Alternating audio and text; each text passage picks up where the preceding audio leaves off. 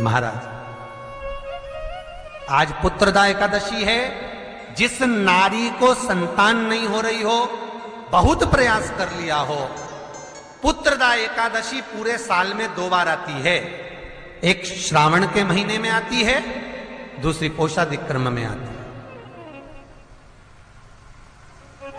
श्रावण के महीने की जो पुत्रदा एकादशी होती है, ये संतान की वृद्धि करने वाली होती है। शंकर जी के मंदिर में जाकर, भगवान शिव के मंदिर में पूजन करके घी का 1 कटोरी में घी और 1 कटोरी में खीर शंकर के सामने रख देते हैं।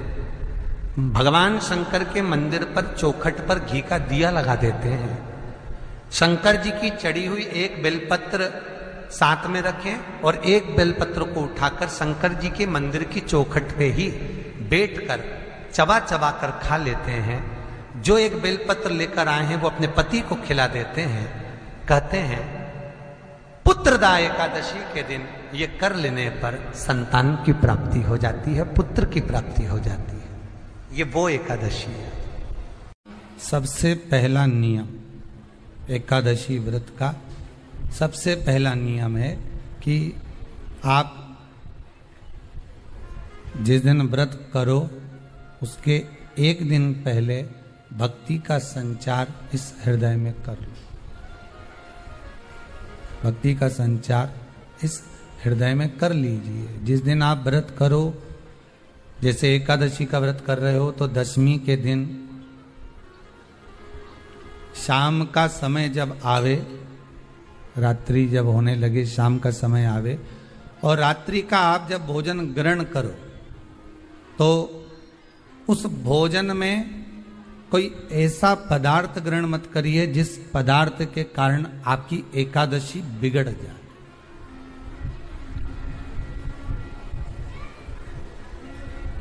कोई बेकार भोजन हमें ग्रहण नहीं करना। श्रेष्ठ भोजन ग्रहण करिए दशमी के। और एकादशी का दूसरा नियम बहुत ध्यान से सुनिएगा। जिस दिन आपकी एकादशी का व्रत हो उस दिन प्रयास करिएगा कि अपने हाथ से किसी भी वृक्ष की कोई पत्ती टूटे ना। अपने हाथ से किसी भी वृक्ष की, पौधे की, किसी भी वृक्ष की पत्ती अपने हाथ से ना टूटे।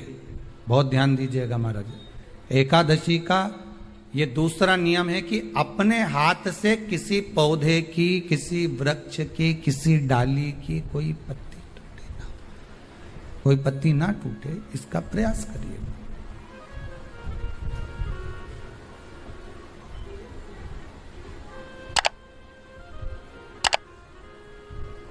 कितना सुंदर व्याख्यान कहा है, कितना सुंदर वर्णन है महाराज कि मात्र एकादशी का व्रत कर लेने पर, मात्र एकादशी का व्रत कर लेने पर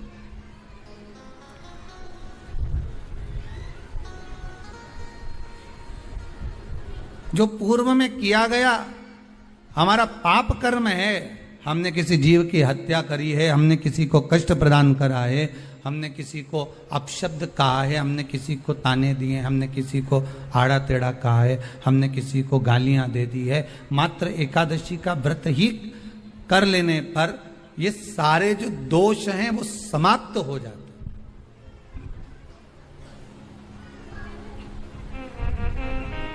सारे दोष हमारे समाप्ति पर आ जाते।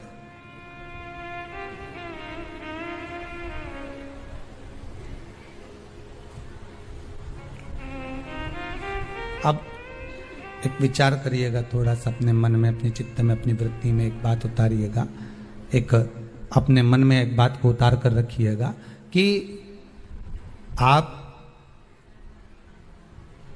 अपने पाप को, अपने पाप कर्म को जिस दिन छिन्न करने वाले हो, समाप्त करने वाले हो, अपने पाप को आप जिस दिन समाप्ति पर लेकर जा रहे हो, तो उसके 1 दिन पहले आपको प्रसन्नता होना चाहिए कि नहीं होना चाहिए कि कल मेरा पाप कटने वाला है, कल मेरा पाप समाप्त होने वाला। जो मैंने पाप कर्म करा है वो समाप्त होगा, जो मैंने पाप कर्म करा है वो कल समाप्त हो जाएगा। तो एक दिन पहले आपके चेहरे पर प्रसन्नता हो कि ना हो?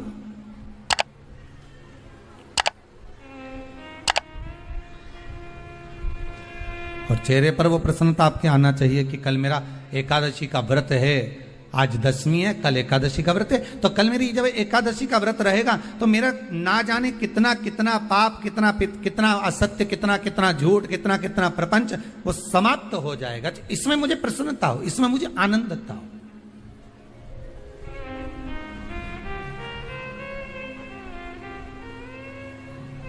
तो क्या कहा गया कि प्रयास करिएगा कि एकादशी के दिन कोई वृक्ष की, कोई डाली की, कोई कोपल की कोई पत्ती ना तोड़ी जाए। क्यों? तो कहा अगर उस पत्ती को हम तोड़ देते हैं, वृक्ष की पत्ती को या क्यारे में लगी हुई कोई डाली की पत्ती को हम तोड़ देते हैं तो एकादशी का पुण्य फल प्राप्त नहीं होता, एकादशी का कोई फल हमारे खाते में नहीं जाता, पुण्य फल प्राप्त। अब फिर भले तुम चाहे तुमने मोरदन खाया हो, चाहे तुमने फिर चिप्स खाई हो, चाहे तुमने फिर व्रत का कितना ही सामान खा गए हो और तुमने सोचा कि आज मेरी एकादशी है, तो फिर उसका कोई फल प्राप्त नहीं है, उसका कोई सुख प्राप्त नहीं है आपको, फिर उसका कोई आनंद प्राप्त नहीं है आपको, फिर उसमें कोई आनंद की अनुभूति आपको नहीं मिल रही है।